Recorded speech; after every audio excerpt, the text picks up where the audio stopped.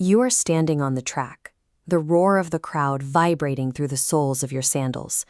Your hands shake as you grab the thick, raw leather reins attached to 4 panicked, massive stallions. You don't hold these reins in your hands. You wrap them completely around your own waist, tying yourself into a knot of leather and muscle. The stakes of this design are absolute.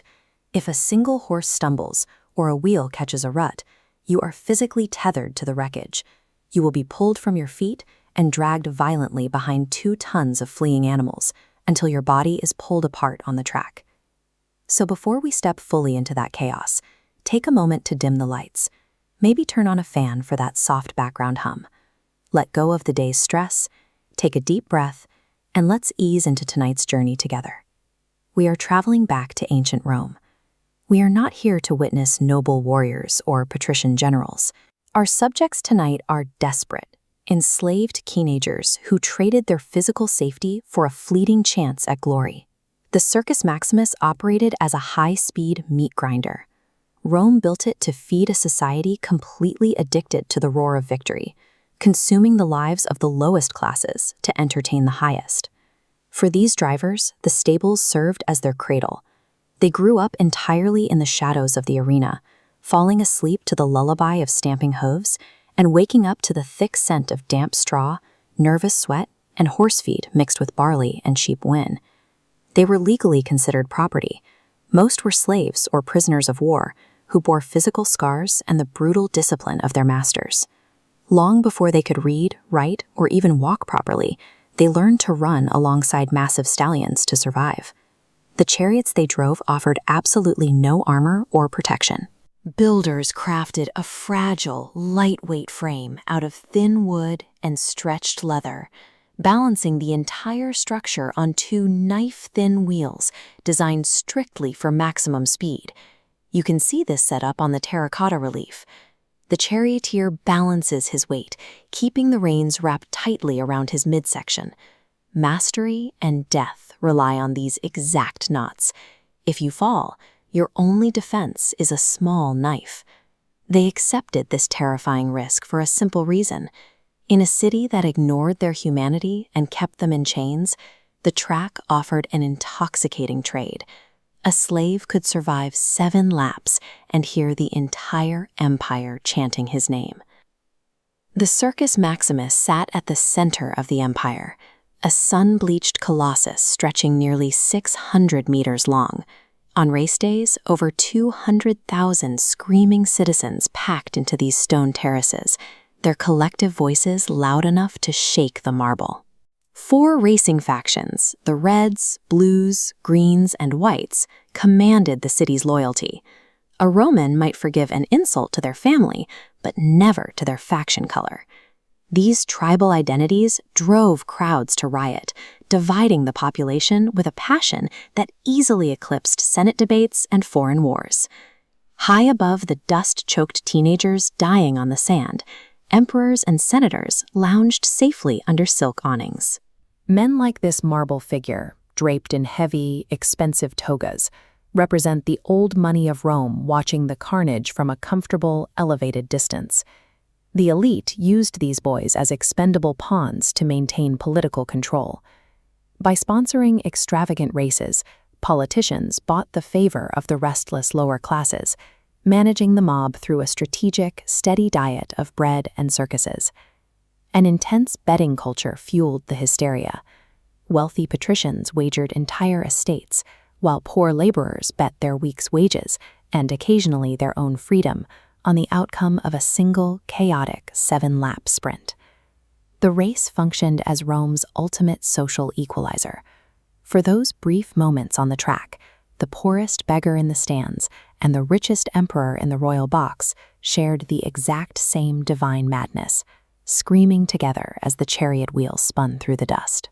Running directly down the center of the track was the spina, a massive stone divider heavily decorated with shrines and soaring monuments like this Egyptian obelisk. These imposing structures turned a simple dirt loop into a grandiose religious theater. Returning to our terracotta relief, look at the right side. These conical pillars are the metae, or turning posts. This is where danger spikes. Drivers fight viciously for the inside lane, clustering horses to shave mere inches off the stone and keep their lead. When a wheel misjudged the distance and clipped those stone posts, the Romans called the resulting crash a naufragia, a shipwreck. Splintering wood sprayed into the air alongside the screams of tangled horses, and broken bodies were violently dragged across the crimson sand. The dark truth of Roman entertainment is that the crowd actively craved the shipwreck. They routinely cheered louder for the destruction of a human life than they did for a driver crossing the finish line safely. The economic rewards for surviving the Scotlet were staggering. A victorious driver could take home bags of gold and silver, earning what a seasoned legionary soldier made in 10 years, all within a single afternoon.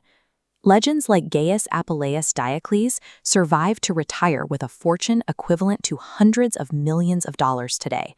Yet he lived out his wealth surrounded by the invisible ghosts of the boys he watched die in the sand beside him. The adoration of the Roman mob carried a deeply hollow core. Fans worshipped the myth of the man who could cheat death, but the moment a hero fell, they replaced him with a new face wearing their favorite color before the blood was even raked from the track. When the crashes finally stopped and the day ended, the roaring arena faded into a quiet echo. The broken driver was carried out in silence, eventually buried far outside the city walls, where the noise of the crowds could no longer reach him. We can find their memory on forgotten tombstones scattered across the empire. One inscription captures this fleeting, brutal glory perfectly. He rode with the gods. He fell like a storm. Now, it's time to leave the ghosts of the Circus Maximus behind. Let the thunder of the hooves fade away. Let the dust settle on the track, and allow yourself to drift off into a quiet, peaceful sleep. Good night. You wake up to a blaring alarm, shake hands with a new client, and say, "Bless you," when a stranger sneezes. We categorize these as the standard motions of a modern life, but these actions are actually hollowed-out versions of ancient survival tactics and paranoid rituals.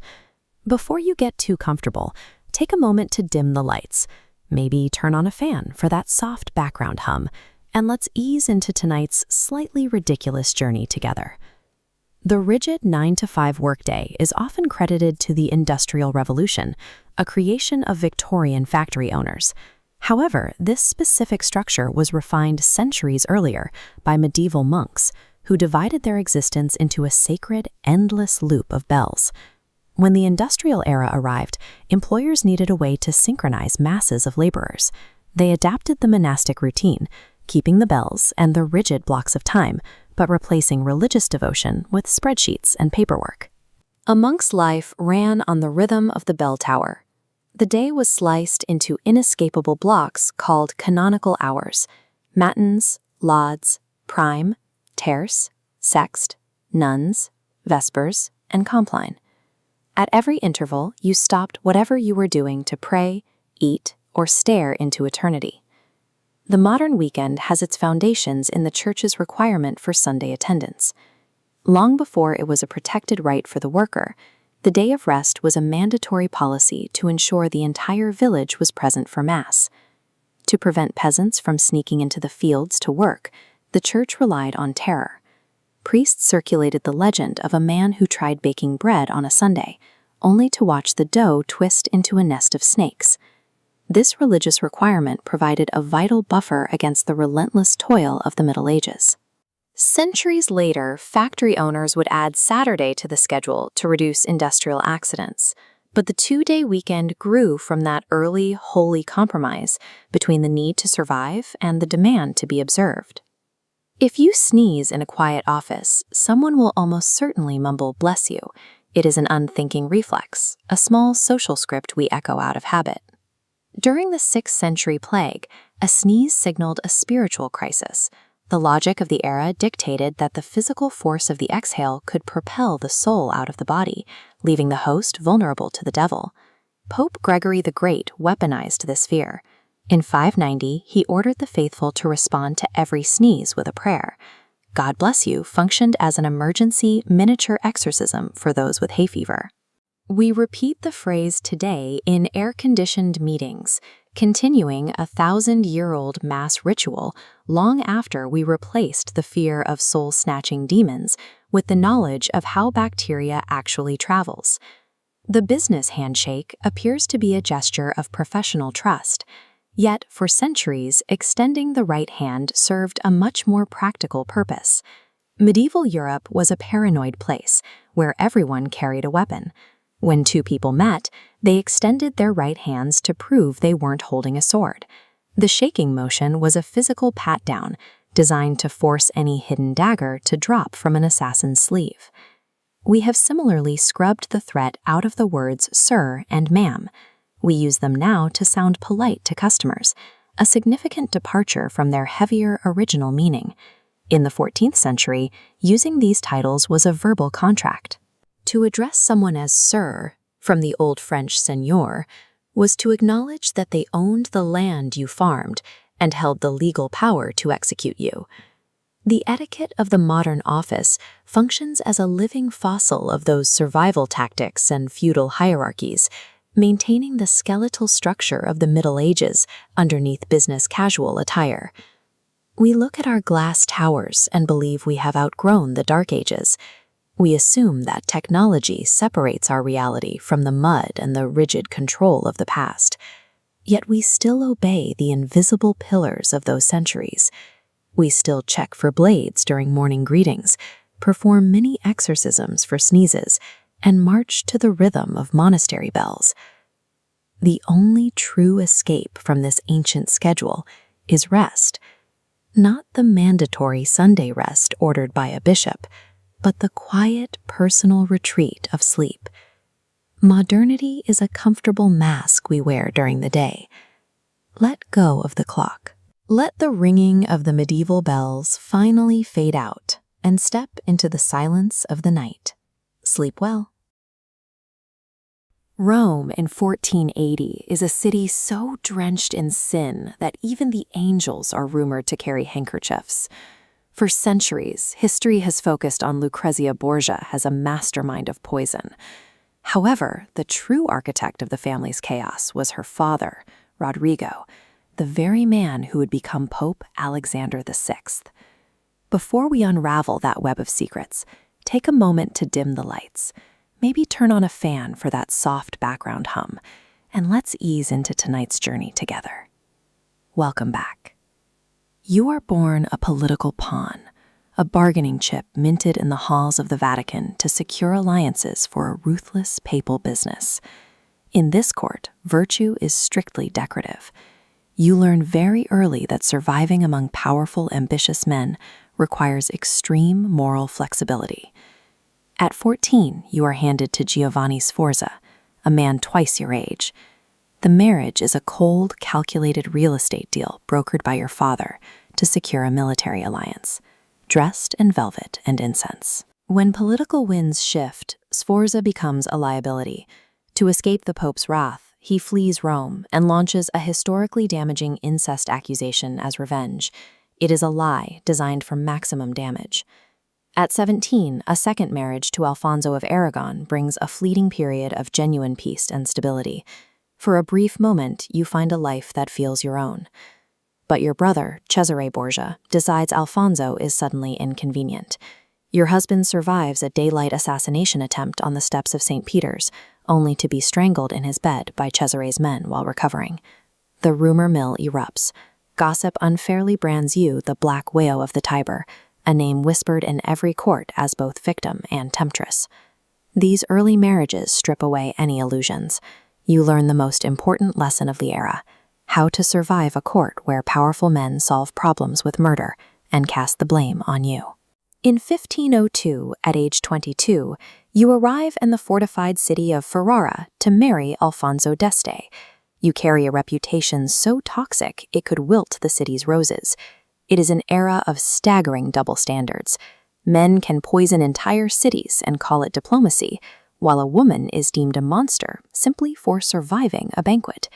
You choose a proactive strategy for survival. Instead of plotting revenge, you sponsor renowned poets and musicians, culturally laundering your public image through the arts. While your husband is away on military campaigns, you take the reins of the duchy.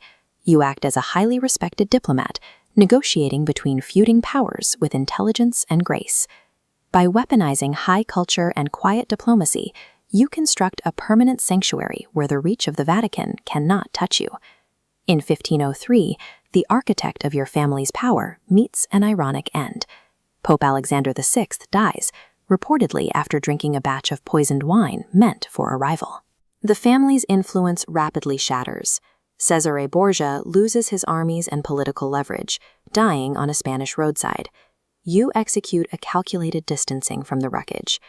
While his empire crumbles, you remain securely in Ferrara, navigating the political ruins with a survivor's focus. The male relatives who once used you as a pawn are gone. You stand securely in a duchy you helped build, far from the total annihilation of the Borgia line. Your survival in Ferrara, secured through quiet diplomacy and administrative skill, placed you beyond the reach of the wreckage.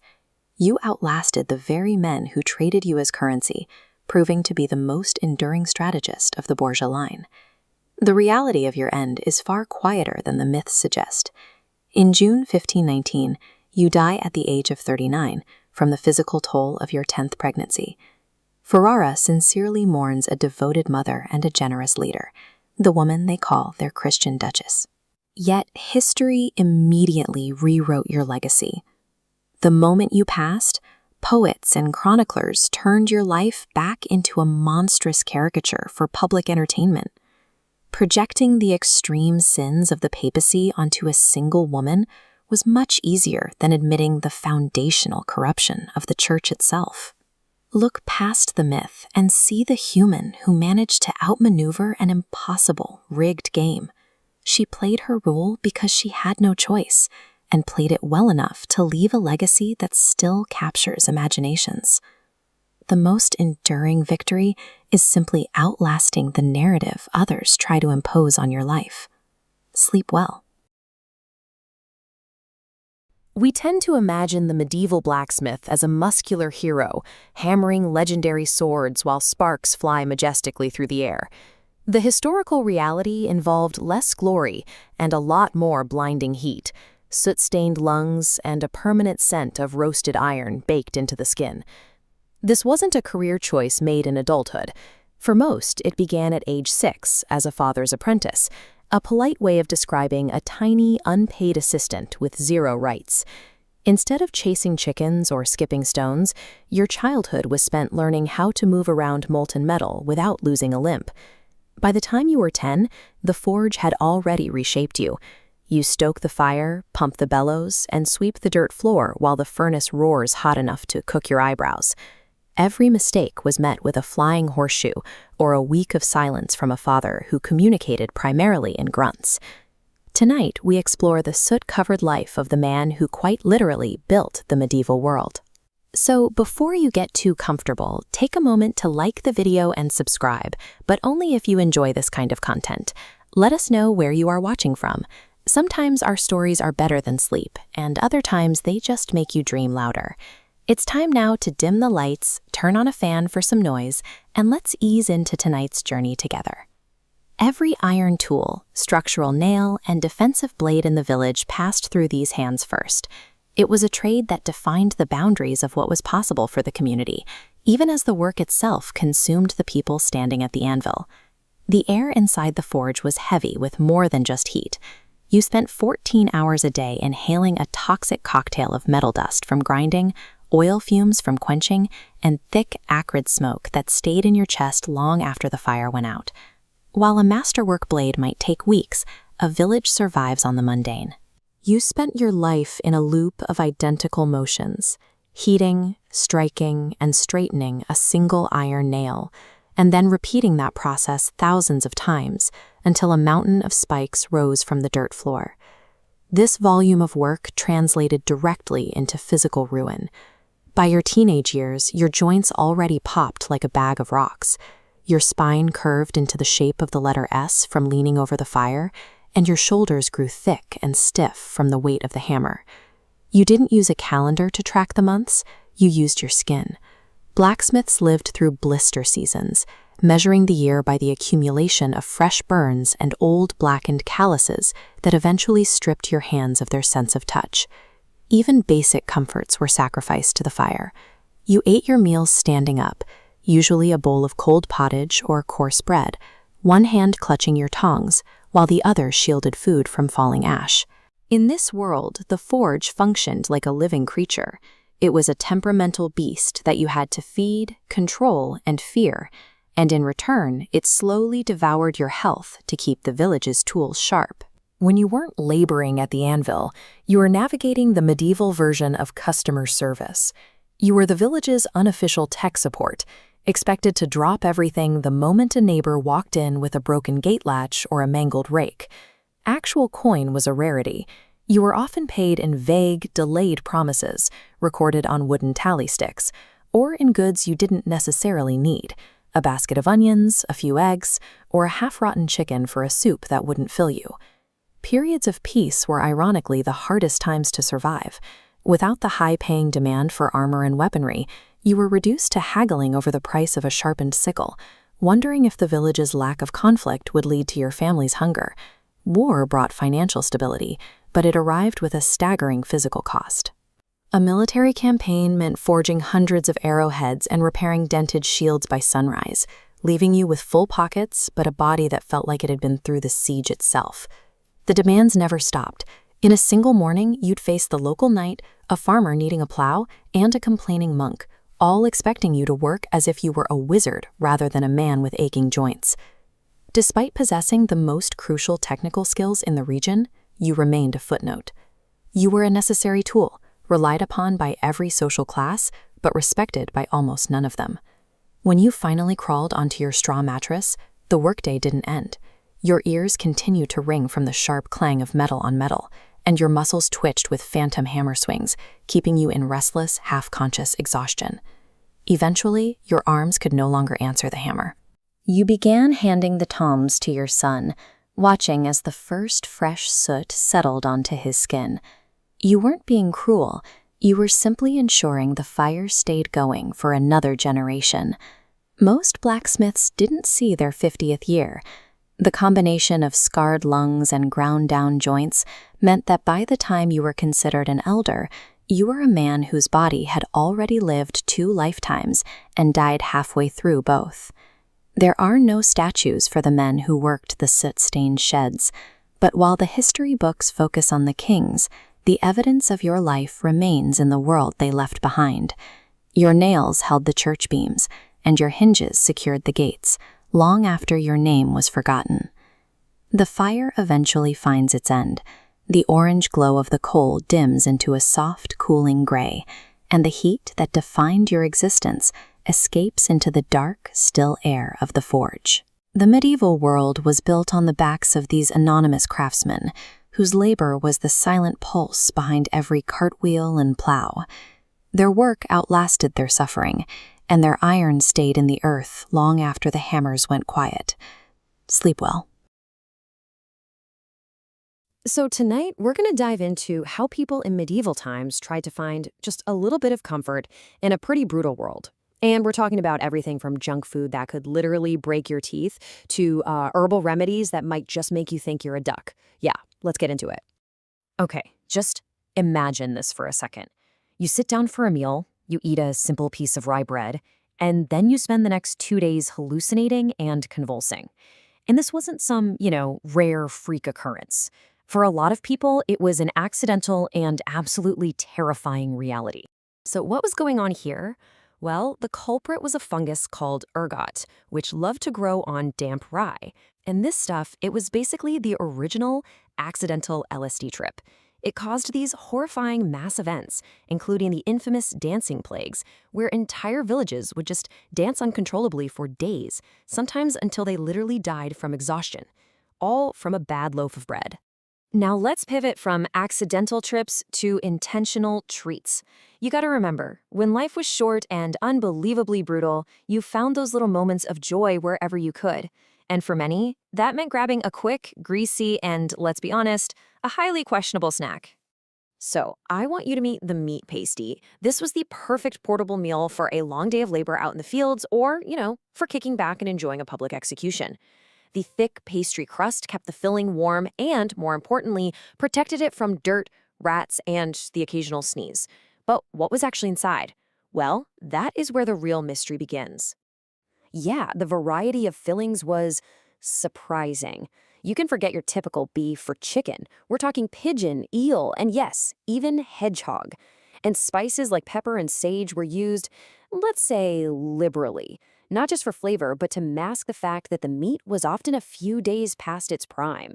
You just didn't ask what was inside, you just closed your eyes and hoped for the best. And if you had a sweet tooth, well, your options were pretty limited, but the apple fritter was a rare and glorious treat. Just think, small, tart apples chopped up and thrown into a rough batter of flour, eggs, and maybe a little bit of ale, because drinking the water was always a gamble. And the frying process, it was an art form with a unique flavor profile.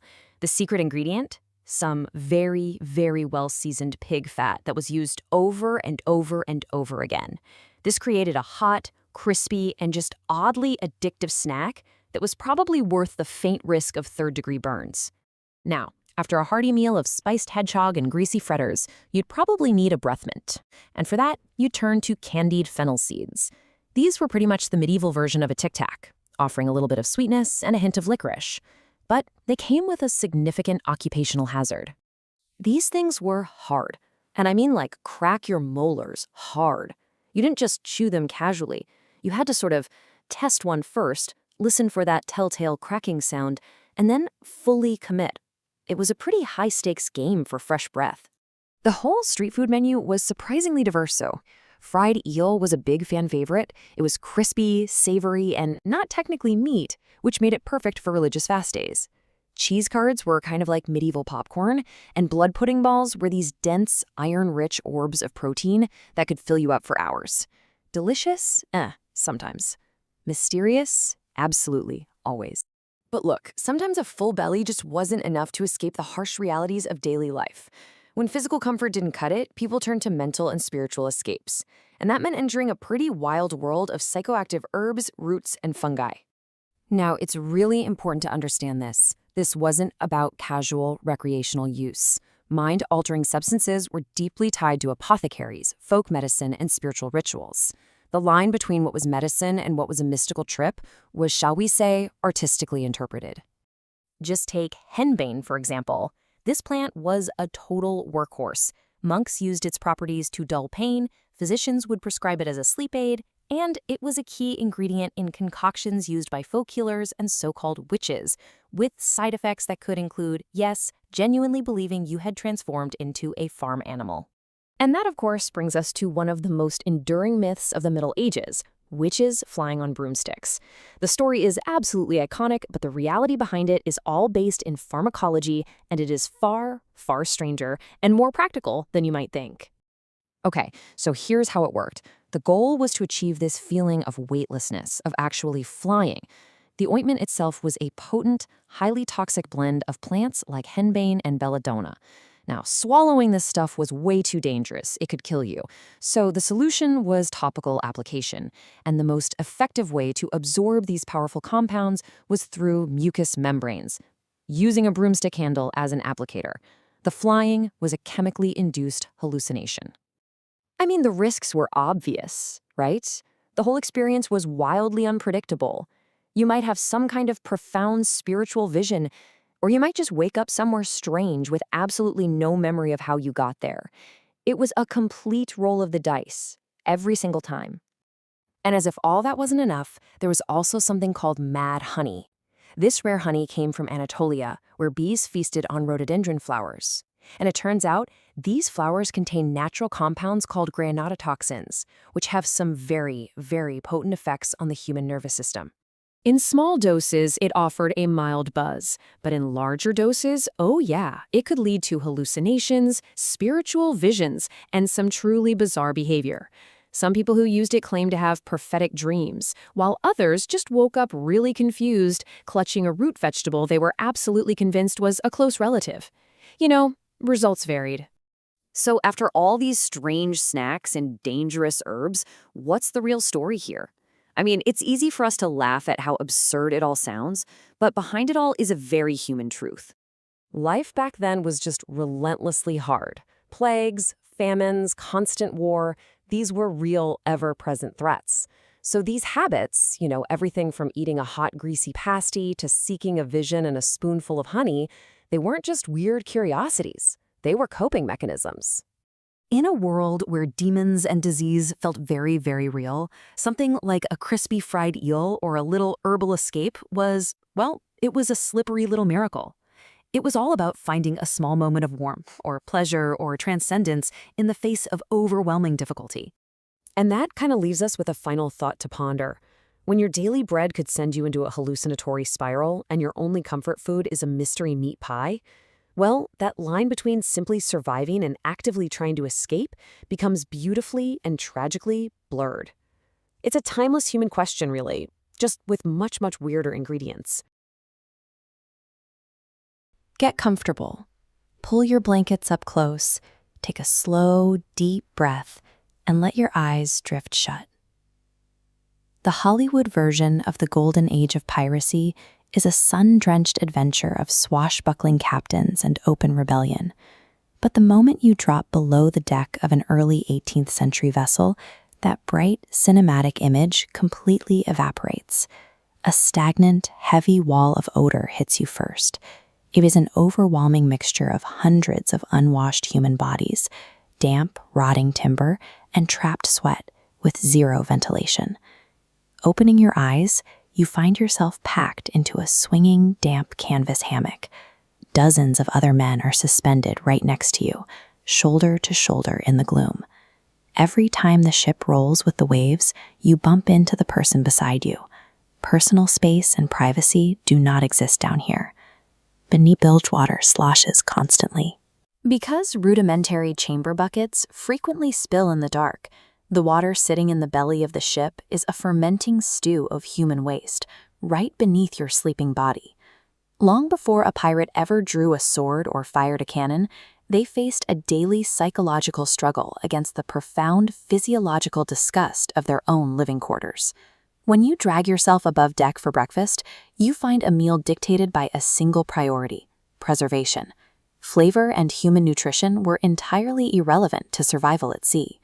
This is a surviving historical artifact, shipboard hardtack. It's a simple biscuit baked until all moisture is gone. The handwritten notes on the brown paper mark this as a real surviving ration. The porous texture made it the perfect home for weevils and insect larvae. Eating required tapping the biscuit to knock out the maggots. To accompany this rock-hard bread, crews were issued heavily preserved pork and beef packed in coarse salt for months. The process stopped the meat from rotting, but it also stripped it of nearly all nutritional value. Surviving on this specific diet created a ticking biological clock inside every sailor.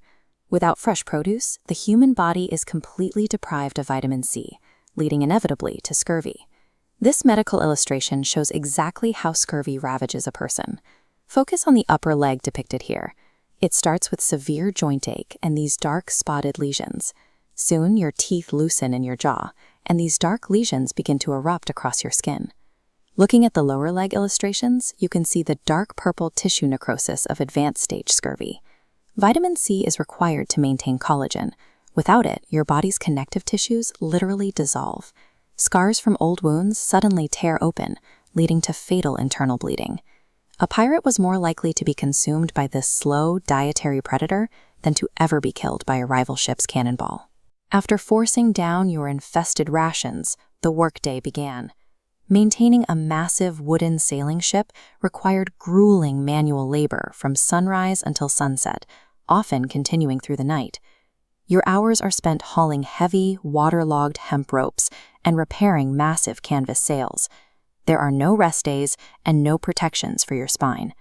You work until your muscles break down. You do this entirely exposed to the elements.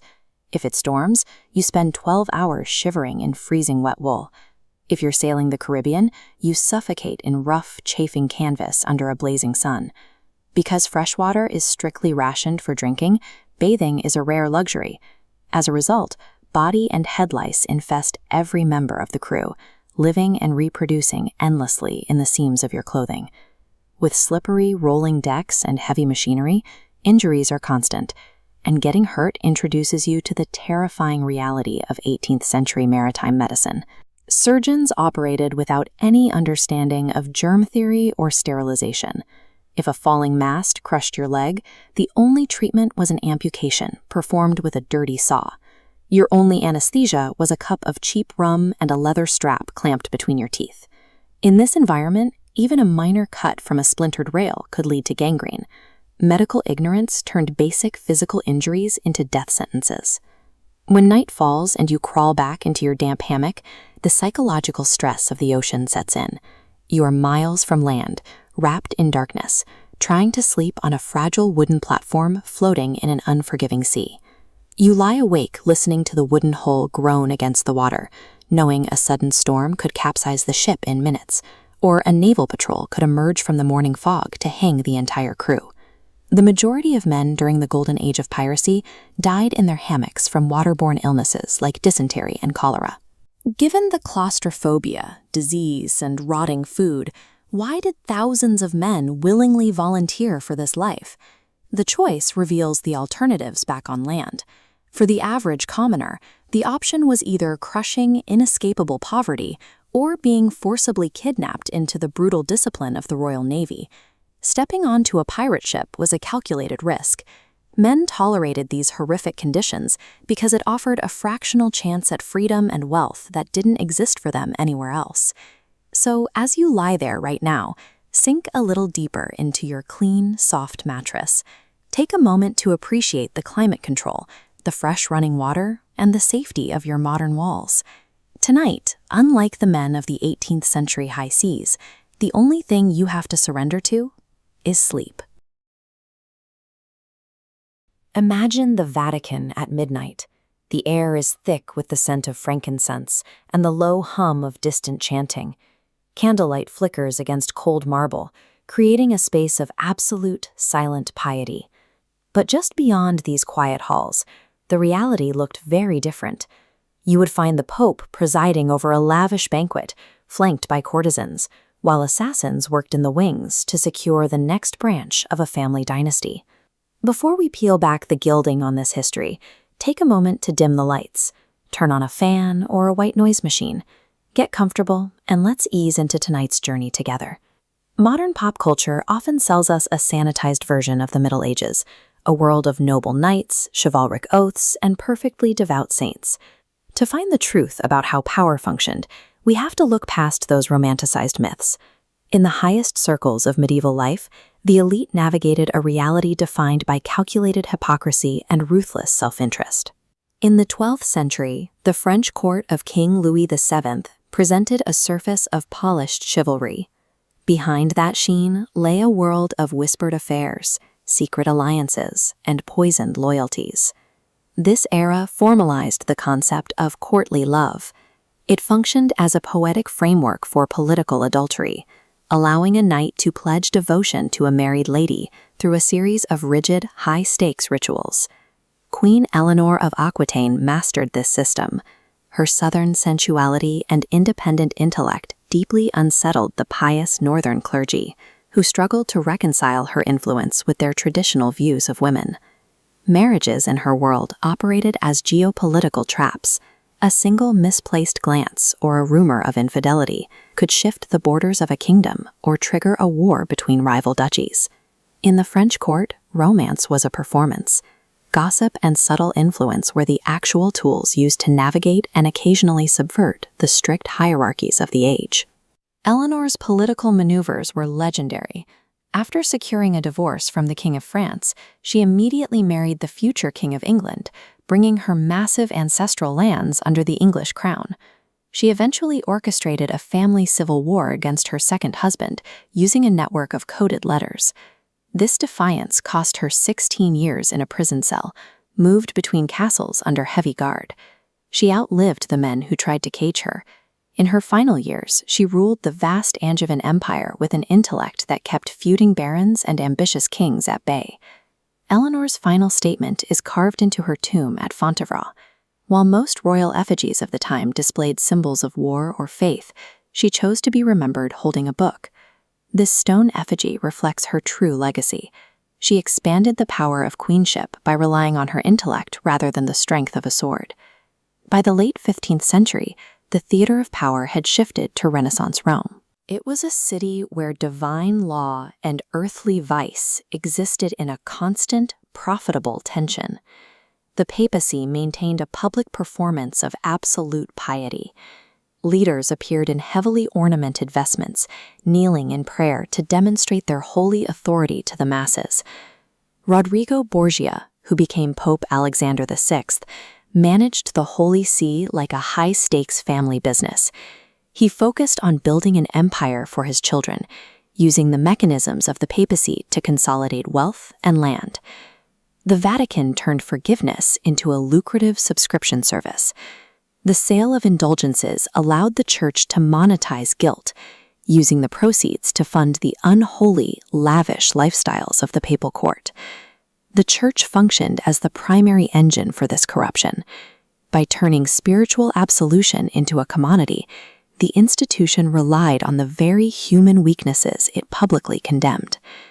Cesare Borgia, the Pope's son, served as the family's enforcer. He removed rivals with the same clinical efficiency that his father used to distribute holy pardons. The Borgias were uniquely brazen. They flaunted their illegitimate children and private mistresses in velvet and gold, making no effort to hide the vices that other noble families kept in the shadows. Their reign collapsed with sudden irony. The Borgia patriarch died after consuming a batch of poisoned wine that his family had reportedly intended for a rival. The Borgias demonstrated a cold truth of the era. In the right hands, unapologetic sin could be transformed into a powerful tool of statecraft. In the poetic halls of France and the frescoed Romes of Rome, public virtue and private ambition were deeply intertwined. In these specific seats of power, performative morality allowed the elite to navigate a world governed by rigid rules and ruthless desire. These rulers were not the untouchable figures found in legends. They were deeply flawed, driven by the same earthly appetites that motivated the people they ruled. Concepts like the divine right of kings or the code of chivalry were often just costumes. They were carefully designed to mask a raw and persistent hunger for dominance. Eventually, the gold, the poisoned wine, and the desperate grabs for power all succumbed to the weight of time. The violent, loud drama of these courts has dissolved into nothing. We are left with silent ruins, faded portraits, and the echoes of gossip on old parchment. Those once terrifying rulers have faded into the same quiet dust as the peasants they once commanded. The greatest empires end in silence, leaving only a story in the dark. Sleep well. When we picture the Great Migration westward on the Oregon Trail, the cultural memory is usually bright and optimistic. We imagine cheerful pioneers in sunbonnets riding comfortably across pristine, sunlit prairies toward a new life. But this data visualization of the migration paints a starkly different picture. Out of the roughly 400,000 people who attempted the journey between the 1840s and 1860s, an estimated 1 in 10 never made it. As we zoom in on a representation of a single mile of that trail, the geographic reality of that mortality rate becomes clear. The route averaged 10 to 15 deaths per mile. Over a 2,000-mile journey, that equates to a grave dug every 350 feet. The primary vehicle for this migration offered no comfort. Looking at the heavy timber structure and rigid wooden wheels of a standard covered wagon, you can see these carts lacked even the most basic suspension systems. Passengers absorbed the violent impact of every single rock, rut, and hole in the earth. The constant jarring produced a condition known as wagon sickness, a brutal form of land-based seasickness that left travelers nauseous and miserable for months on end. Outside the wagon, the environment offered no relief. During dry spells, the dirt tracks turned into suffocating dust bowls that blinded travelers and choked their lungs. After heavy rains, those same trails dissolved into quagmires where wagons sank axle-deep in thick mud. Before a pioneer ever encountered a lethal threat, The baseline requirement of simply existing and moving forward on the trail was a state of constant, unavoidable physical torment. Hollywood movies often populate this harsh landscape with constant attacks by Native American tribes. In reality, indigenous groups were far more likely to act as vital allies, offering supplies, guidance, and assistance to the migrants. The actual violence of the trail was shockingly mundane. The majority of violent deaths came from unglamorous, everyday accidents. Exhausted, highly stressed travelers with zero prior experience were suddenly carrying loaded weapons every day for hunting and protection. Because of this, fatal firearm accidents were exceptionally common. The heavy equipment itself posed a constant kinetic danger. A single slip could mean having your skull crushed under a massive wooden wheel, or a panicked draft animal could easily kick a pioneer to death miles from any medical help. The geography posed the most consistent physical hazards. Crossings at the Platte, Columbia, and Snake Rivers required navigating wide, braided, unpredictable flows like the one seen here.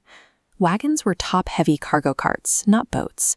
When forced into fast-moving, turbulent river water, they easily lost their balance and violently capsized, drowning entire families and their livestock in seconds. Surviving the frontier required extreme vigilance against mechanical failures and sudden environmental traps, rather than fighting off romanticized enemies. Yet, the undisputed #1 killer on the Oregon Trail was entirely invisible: cholera. This waterborne bacterial infection thrived in the exact conditions the trail created. With thousands of travelers and their livestock clustered tightly together and drinking from the same scarce water sources, widespread contamination was inevitable. This biological timeline shows the terrifying speed of the infection. The disease caused such violent, exponential loss of fluid volume that a pioneer could wake up perfectly healthy at breakfast and be dead by dinner. In an era decades before the discovery of germ theory, the pioneers had no effective treatments. Entire wagon trains could lose dozens of people in a matter of weeks, as cholera, dysentery, and typhoid swept through the camps. The deadliest enemy on the western frontier was microscopic. All the firearms and physical strength in the world offered absolutely no defense against a contaminated cup of water. The massive physical death toll created an equally devastating psychological burden for the survivors, particularly when it came to burying the dead. Looking at these deep, permanent wagon ruts carved straight into stone, you see the physical evidence of an unstoppable forward momentum. Families who lost a child or spouse had to bury them in a shallow, unmarked grave, pack their wagon, and immediately continue walking that exact same day. There was no time for grief. This inhuman pace was driven by an environmental ticking clock. The migrants had to cross the western mountain ranges before the winter snows arrived and sealed the passes. Failing to beat that clock led to the ultimate trap. As this snow-choked mountain pass illustrates, being stranded in the high elevations meant freezing to death, or, in the desperate case of the Donner Party, resorting to cannibalism to stay alive. The combination of extreme physical exhaustion, suppressed grief, and the constant terror of the incoming winter pushed many travelers past their mental breaking point. Rates of severe depression, mental breakdown, and suicide were notably high among the migrants. Even for the fortunate fraction who survived all 2,000 miles to reach California or Oregon, the arrival was rarely a triumph. Families routinely arrived completely destitute, were severely malnourished, and carrying deep psychological trauma. The true legacy of the Oregon Trail is found in these brutal realities. It stands as a dark, awe-inspiring testament to the absolute limits of human physical endurance and psychological resilience. You open your eyes. The first thing you register is the rough, scratchy stems of a woven grass mat digging into your back. It is 25,000 years ago, deep in the grip of the last ice age, and the ambient air inside your cave is so frigid it hurts to inhale. The ambient air behaves like an active predator. It seeks out any exposed inch of skin, quietly leaching warmth from your extremities and dropping your core temperature degree by degree.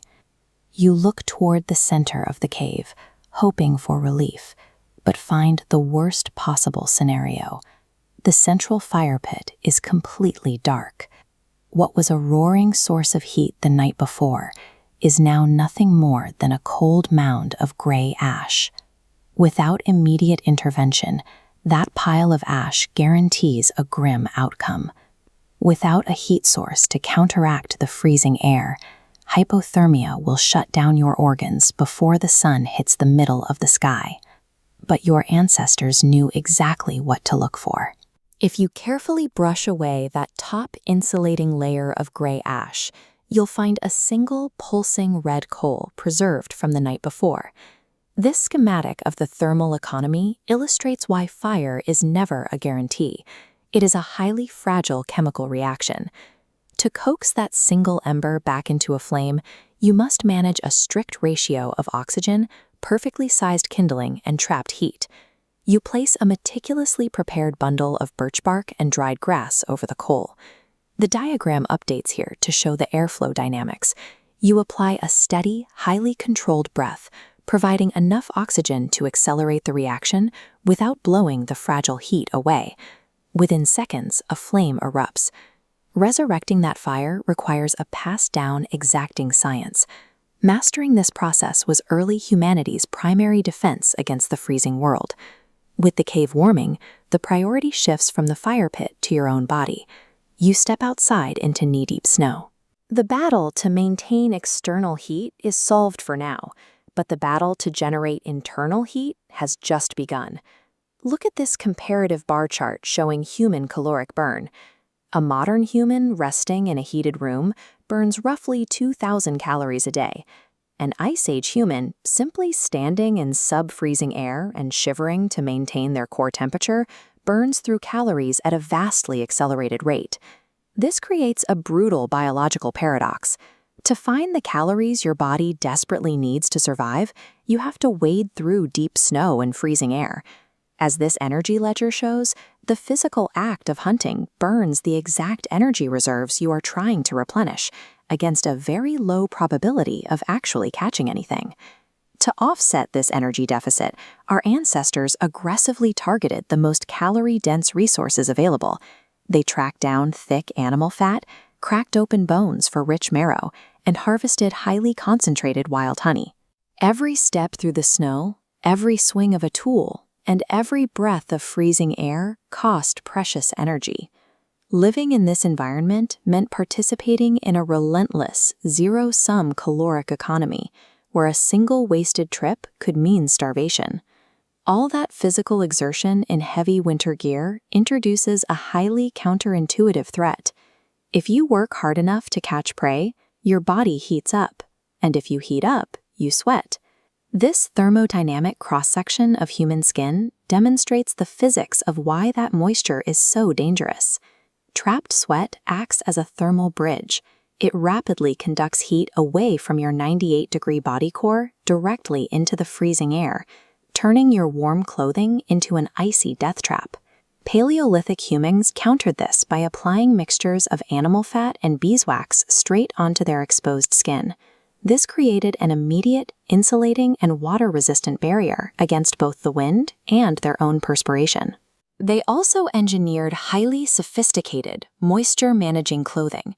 This technical cutaway illustration of a Paleolithic boot reveals an outer shell of waterproofed leather, packed with inner layers of dry grasses. The grass provided heavy insulation while allowing trapped moisture to escape. Managing body moisture demanded the same intense focus as securing food. Miscalculate your layers and break a sweat miles from the cave, and you freeze to death long before you make it back. As the sun finally dips below the horizon, the daylight hunt ends. Long shadows stretch across the snow. The ambient temperature plummets to 40 below zero, and a deep psychological dread settles over the landscape. The community immediately shifts to their evening protocol. They bank the fire, deliberately packing a thick, carefully structured layer of ash over the hottest coals. This throttles the oxygen supply, ensuring the fuel burns slowly enough to last the entire night. They construct a body heat shelter. This overhead heat map illustrates the strategy. Positioning bodies tightly together maximizes shared radiant heat. Notice the thermal core. The youngest, who lose heat fastest, are placed in the absolute center, shielded by perimeter adults. Surviving a night at 40 below zero relied entirely on a community executing these precise, integrated thermal systems together. Inside the Ks harmlessly outside. Tomorrow, the fire must be rebuilt, the caloric arithmetic will reset, and the hunt will begin again. They sustained this 24-hour cycle of survival by passing down this strict environmental knowledge from generation to generation. Modern humanity exists because our ancestors solved the equations of fire, calories, and community. We carry the results of those successful calculations in our DNA. Many people picture the 19th century mountain explorer as a lone rider gazing over a pristine valley, taking in majestic vistas. The morning reality usually involved waking up on a thin layer of sharp pine needles and frozen earth, with a single wool blanket for bedding. If the temperature hit 20 below, your muscles would clench with a bone-deep chill. The damp, unwashed buckskin clothing against your skin often froze overnight, crunching like dry leaves when you tried to stand. Survival on the frontier was a monotonous, daily condition of fending off nature's indifference. There are no slow starts to the day. You leave the meager warmth of a dying campfire before dawn to begin the chores required for your basic needs. Often, the first task is wading waist-deep into a swollen river fed by freezing spring snowmelt. The current hits with enough force to knock you off your feet as you reach for the trap lines. Every day, you sacrifice warmth and comfort because a failure to check those traps means losing the catch to scavengers, leading directly to a failed season or starvation. The driver for all this misery was a flat-tailed rodent. Because East Coast fashion demanded beaver fur hats, these pelts became the only currency that made the wilderness profitable. Securing that currency requires heavy, forged iron traps with a powerful spring mechanism to snap these steel jaws shut. The trap must be staked and secured by this heavy metal chain, or a trapped beaver will simply drag the expensive equipment into deep water. To bait the trap, you use castoreum, a pungent, musky paste harvested from the beaver's own glands and mixed with whiskey and spices. The smell is sharp and offensive, but to a beaver, it is an irresistible lure. Harvesting the animal is a bloody, unsentimental job. You pull the beaver from the trap and skin it immediately, pulling the hide off like a heavy, wet sock. The entire frontier economy rested on this foundation of exhausting, repulsive manual labor. In this environment, imported cotton is a death sentence. It absorbs moisture and drains body heat, making locally processed buckskin a physical necessity for survival. Creating that buckskin involves brain tanning, a process built on the fact that an animal typically possesses just enough brain matter to tan its own hide. This works because the lipids and oils in the brain tissue penetrate the dense collagen fibers of the hide. This biological interaction breaks down the rigid structure, turning a stiff skin into soft, supple leather. The labor is grueling. You mash the brains into a gray paste, rub it into the hide, and then spend hours aggressively stretching the skin over a lock without rest until it dries. Finally, you smoke the hide over a smoldering fire. This coats the fibers to prevent them from stiffening when wet, locking in a permanent scent of wood smoke and animal matter. Merely keeping the wind off your back required literal days of foul-smelling, back-breaking chemical processing. Evening chores shatter any illusion of relaxing around a campfire. You must prepare for winter by drying thin strips of meat in the sun and wind. This process eliminates the moisture that causes spoilage, turning the meat into brittle, blackened leather. You then use heavy rocks to pound these dried strips into a coarse powder, a repetitive task that leaves your shoulders and arms throbbing. Finally, you render animal fat over a slow fire, strain it, and mix it with the meat powder and dried berries to form dense, greasy cakes. This is pemmican. It is a repulsive but highly caloric fuel that resists spoilage for years, serving as the primary barrier between a mountain man and winter starvation. By the time you crawl into a makeshift lean-to, your body is a catalog of stiffness. You smell of smoke, beaver musk, and rendered fat. This massive stack of processed pelts represents months of freezing wades and agonizing labor. Survival in this wilderness hinges entirely on following its harsh rhythms and submitting to its repetitive, unforgiving systems. The reality of this life bears little resemblance to the loud, gunslinging cowboys of Hollywood fiction. Making it through to tomorrow required an immense capacity for enduring daily, agonizing discomfort. As you sink into your own mattress tonight, you can appreciate the miracle of central heating and a world where survival no longer requires this grueling grind. The 1950s Soviet Cold War begins in a dim room, barely larger than a walk-in closet. Forget the slick spies of the cinema. The real battleground is a lumpy mattress and a freezing morning. It is 1953 in Leningrad. Joseph Stalin has just died, but his portrait still hangs in the hallways of these communal apartments, casting a long shadow over the millions of citizens waking up beneath his gaze. 4 family members share a single room, measuring 150 square feet. This is your entire world, the place you sleep, eat, and store every possession you own. The central heating is failing, and your breath clouds in the air before you even stand up.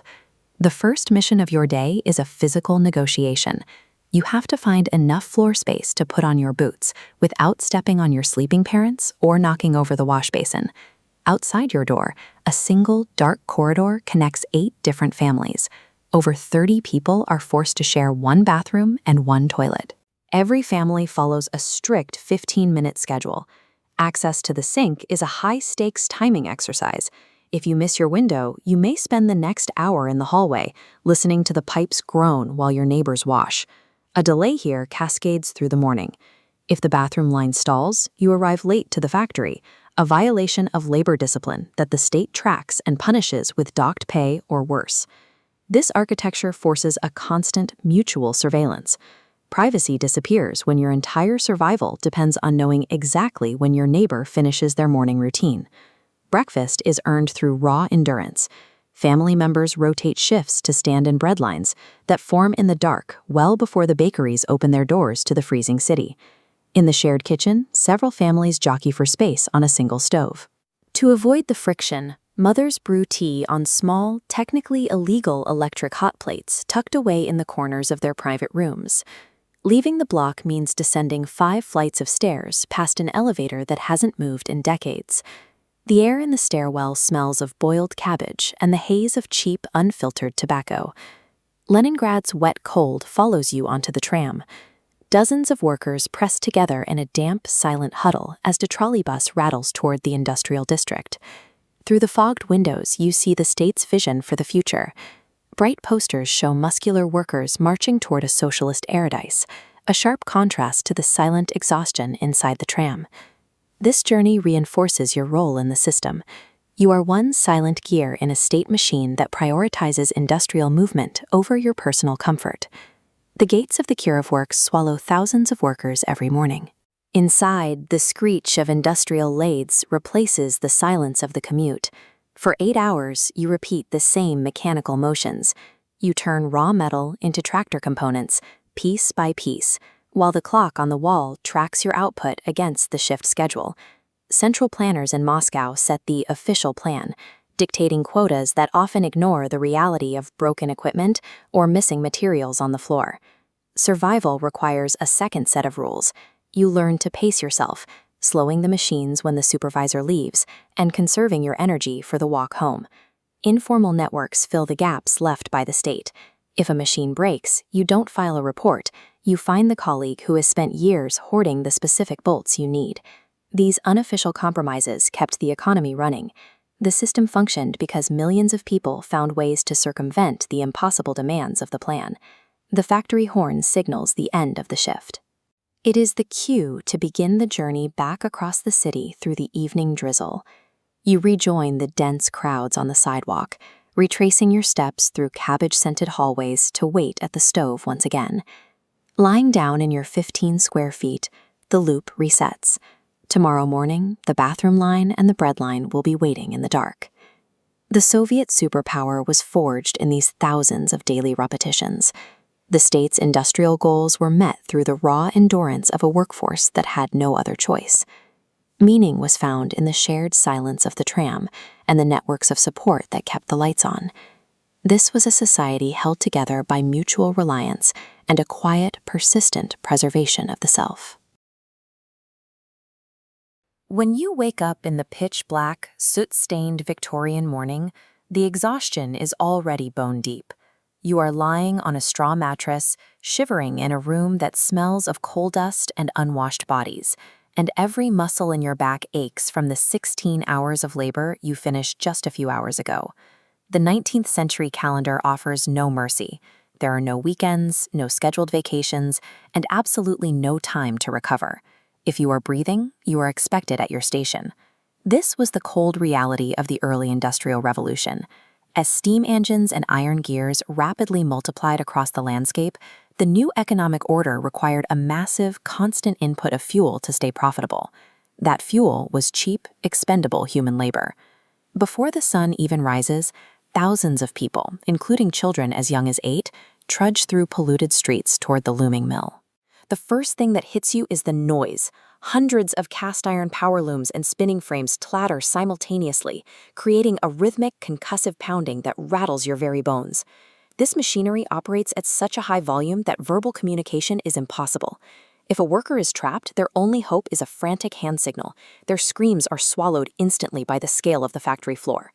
These early machines are entirely unregulated.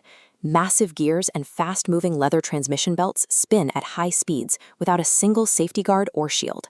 Every movement requires absolute precision. A single second of lost focus or a loose sleeve snagged in a drive belt results in a crushed limb or dismemberment. The most hazardous tasks are often reserved for children.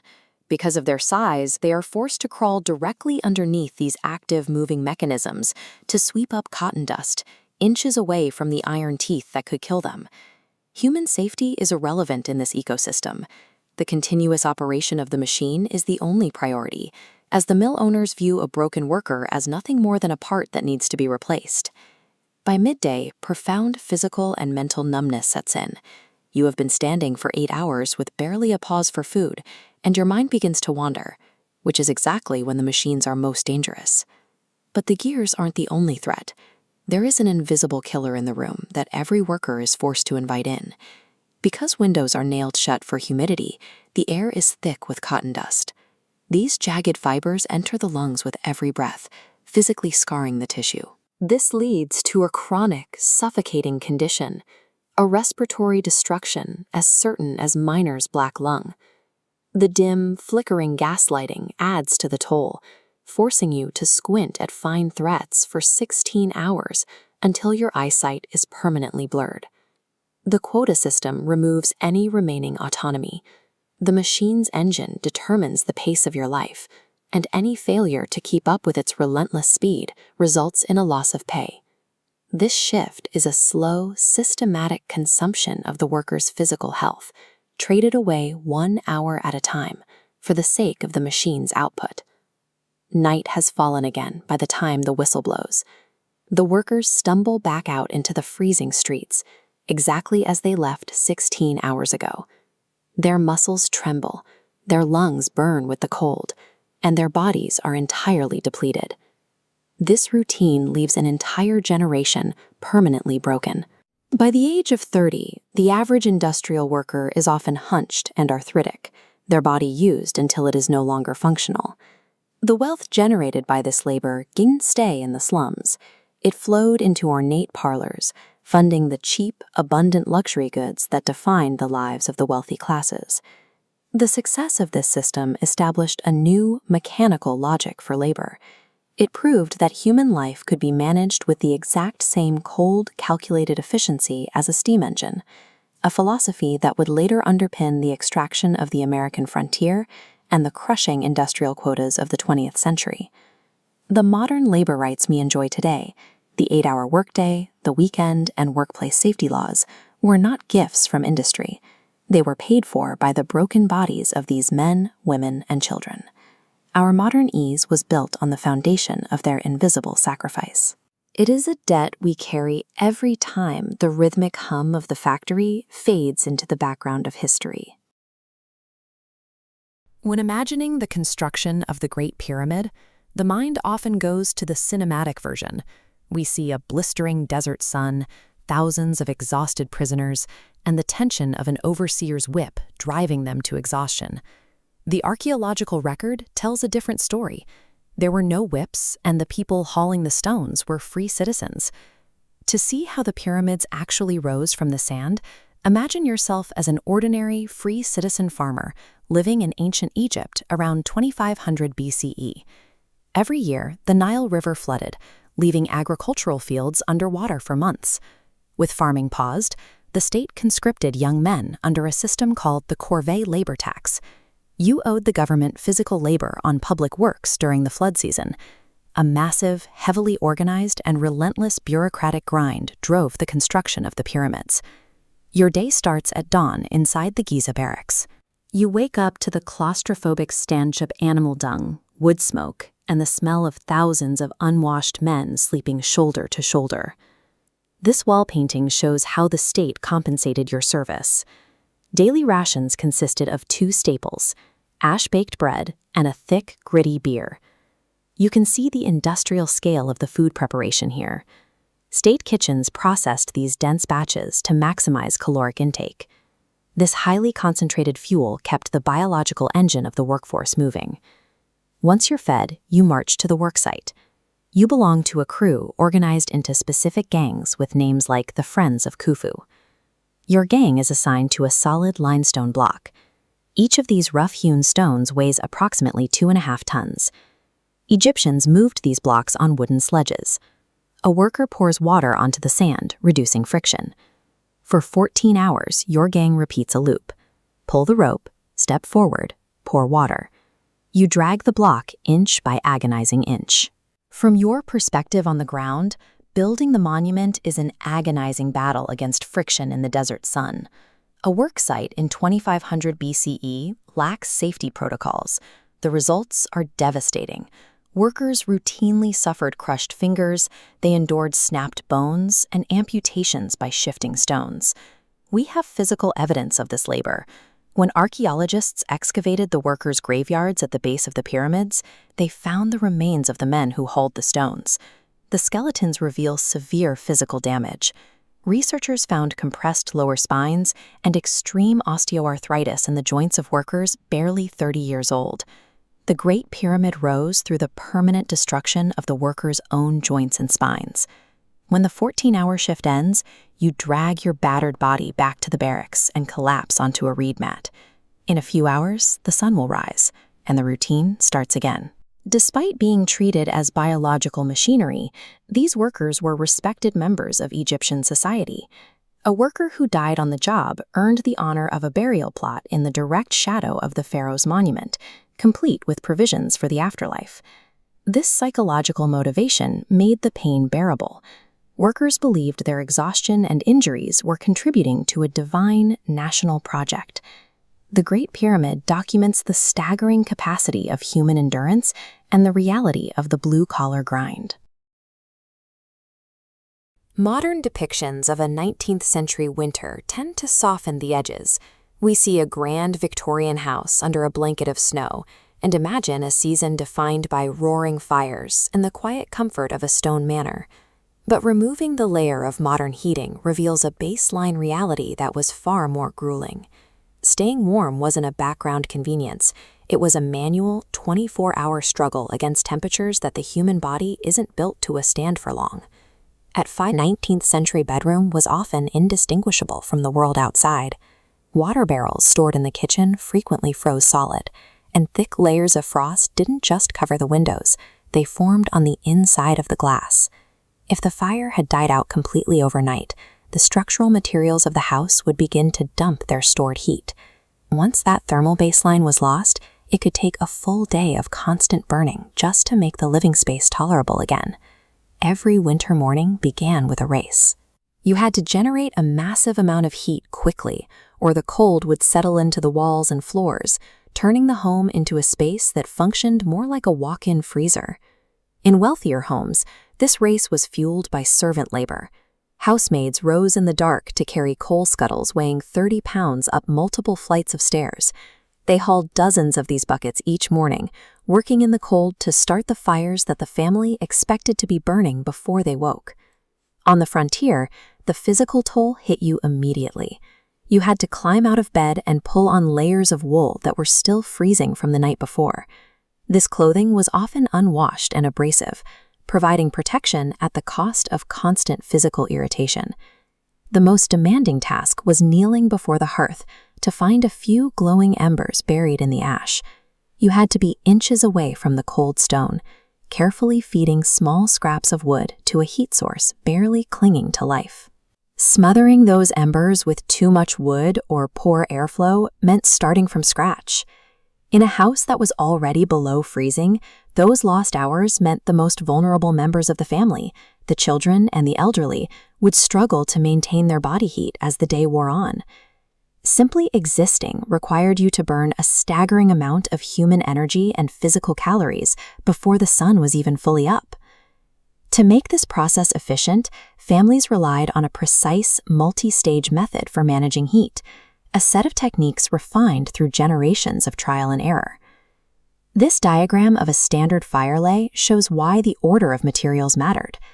It starts with bone-dry, resinous pine. Pine contains flammable sap that catches instantly, providing the initial burst of heat to create a chimney draft. Once established, heavy oak logs were added. Oak's slow, steady burn sustained output, keeping the house warm without constant tending. If the wood was even slightly damp or positioned too closely together, it choked the oxygen flow. The fire would smolder and die, forcing you to start the grueling process over, in a room getting colder by the minute. Managing a hearth wasn't just a chore. It required understanding green patterns, gauging moisture levels, and maintaining proper airflow. It was a skill that had to be executed perfectly to keep the cold at bay. While wealthy manors looked impressive, they were often damp and poorly ventilated. Their cellars were notorious for breeding black mold, causing chronic respiratory issues that doctors at the time often failed to diagnose. On the frontier, the home was a literal barrier against the wind.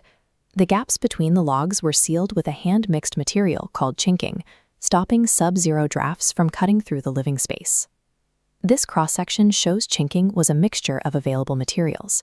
Clay provided bulk, ash added fire resistance, and animal hair prevented cracking. Inside, a second wall created a 4-inch dead air space, stuffed with hand-harvested moss for thick insulation to stabilize temperatures. These frontier houses weren't just simple shelters.